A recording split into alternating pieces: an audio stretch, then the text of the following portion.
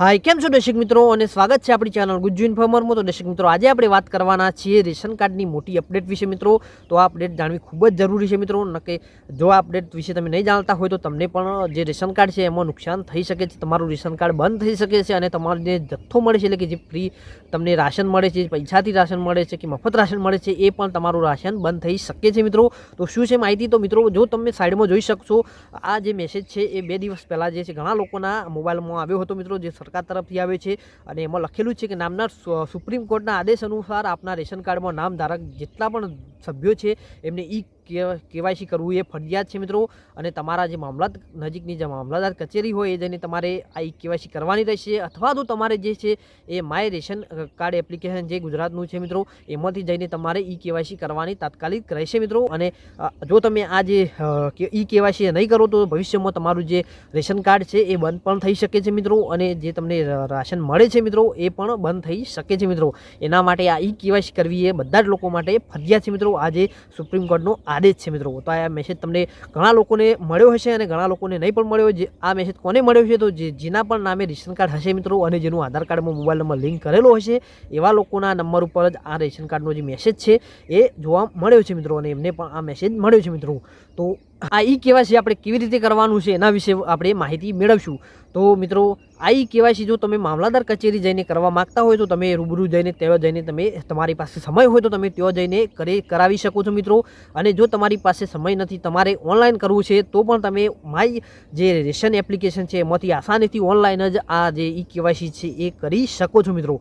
તો આ કેવાયસી કેવી રીતે કરવાની છે એના વિશે આપણે આગળ વિડીયોમાં જાણીશું મિત્રો।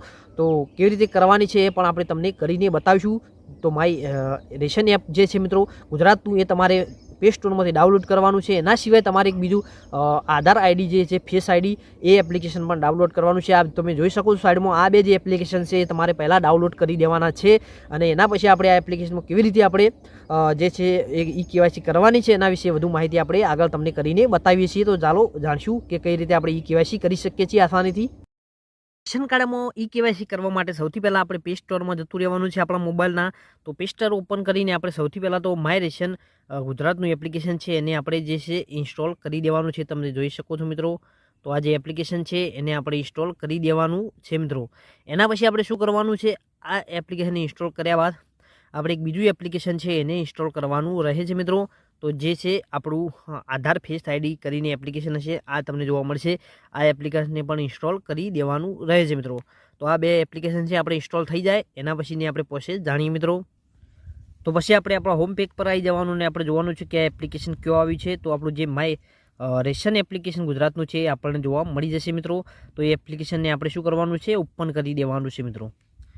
તો આ એપ્લિકેશનનો આ ટાઈપનો જે છે હોમ પેજ જોવા મળશે મિત્રો। તો આ જે પેજ જોવા મળ્યું એમાં આપણે જોવા મળશે કે મોબાઈલ નંબર નાખવાનું બતાવશે અને ઓટીપી નંબર નાખવાનું બતાવશે।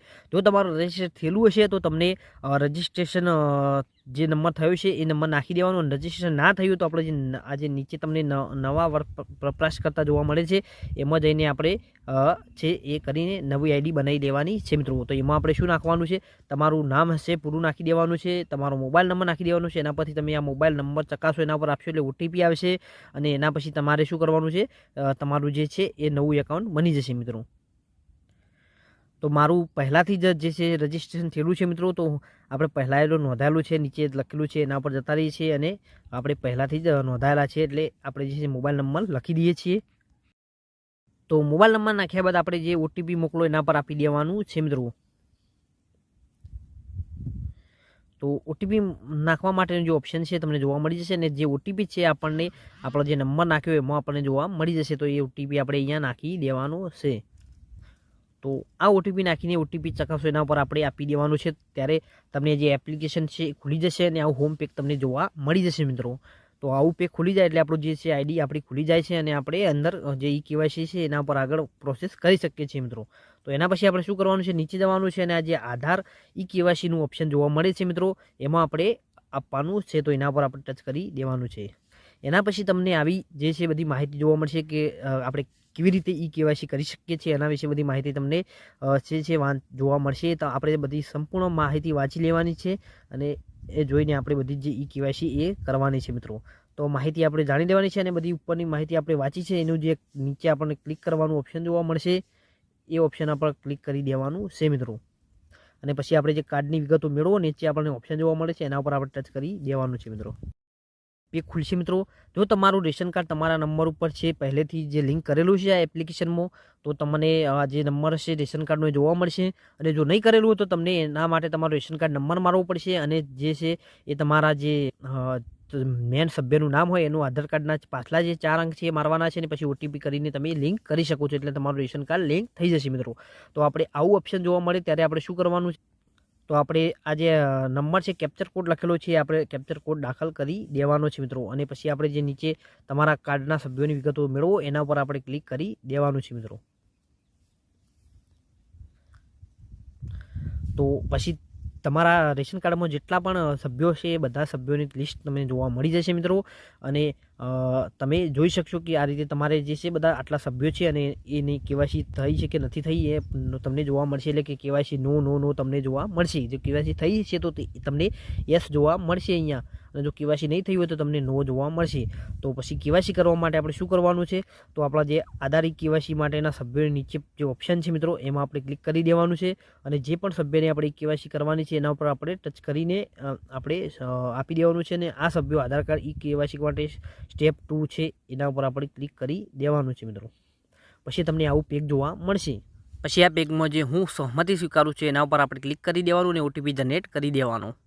ઓટીપી જનરેટ કરશો એટલે તમારા પર જે પણ વ્યક્તિનો આપણે ઈ કેવાયસી કરવા માટે ઓપ્શન પસંદ કર્યું છે એના જે મોબાઈલ નંબર હશે આધાર કાર્ડમાં લિંક એના ઉપર ઓટીપી જતો રહેશે. અને એ ઓટીપી હશે એ આપણને મોબાઈલમાં મળ્યું છે આપણે અહીંયા ટાઈપ કરી દેવાનું રહેશે. અને એના પછી આપણે ઓટીપી ચકાસો સ્ટેપ 4 છે એના ઉપર આપણે ક્લિક કરી દેવાનું રહેશે મિત્રો. તો ઓટીપી મારીને આપણે જે કરી દઈએ છીએ એના પછી જે આપણે ઈ કેવાયસી માટેનું જે લાઈવ ફેસ આઈડી જે આપણી છે લેશે અને આપણે એમાં આંખો પટપટાવવાની રહેશે અને આપણું જે ફોટો છે એ કેપ્ચર થઈ જશે. અને એના પછી આવું તમને ઓપ્શન જોવા મળશે જે આપણી બધી ડિટેલો હશે એ આપણને જોવા મળી રહેશે. જેનું પણ આપણે કરતા હશું એની બધી ડિટેલો જોવા મળી રહેશે મિત્રો. અને પછી આપણે જે નીચે ક્લિક કરવાનું છે ઓપ્શન ક્લિક કરીને મંજૂર માટે વિગતો મોકલો એના પર ક્લિક કરી દેવાનું રહેશે મિત્રો. એના પછી તમારી જે છે રિક્વેસ્ટ છે એ જતી રહેશે અને તમારી ઈ કેવાયસીની રિક્વેસ્ટ છે મંજૂર થશે. એના પછી આપણી જે ઈ કેવાયસી સંપૂર્ણપણે થઈ જશે મિત્રો. તો આ રીતે આપણે ઈ કેવાયસી આસાનીથી ઓનલાઈન કરી શકીએ છીએ મિત્રો. તો આ હતી મિત્રો આપણી જે રેશન કાર્ડમાં ઈ કેવાયસી કરવાની છે એની માહિતી મિત્રો. જો તમારા મિત્રો બીજા ઘણા બધા મિત્રો હશે જેમને આ ઈ કેવાયસી વિશે ખબર નહીં હોય તો મિત્રો આપણા વિડીયોની લિંકને શેર કરો અને એમને પણ જાણ કરો કે રેશન કાર્ડમાં ઈ કેવાયસી કરવાની છે. અને આ જે છે સુપ્રીમ કોર્ટનો આદેશ છે મિત્રો. જેમને પણ આ મેસેજ નથી મળ્યો એમને પણ ખબર પડે અને એમને પણ જાણ થાય કે ઈ કેવાયસી કેવી રીતે કરવાની છે. જે આ વિડીયો જોઈને ઈ કેવાયસી કરી શકે મિત્રો જે છે ઓનલાઈન જ. તો મિત્રો જો તમને આ માહિતી પસંદ આવી તો વિડીયોને લાઇક કરો, શેર કરો અને આપણી ચેનલ ગુજ્જુ ઇન્ફોને સબસ્ક્રાઈબ કરો જેથી આવી અવનવી માહિતી તમને આપતા રહીએ અને તમે આ યોજનાઓ અને જે આપણી જે માહિતી છે એનો લાભ મળતો રહે મિત્રો. તો વિડીયો જોવા માટે તમારો ખૂબ ખૂબ આભાર.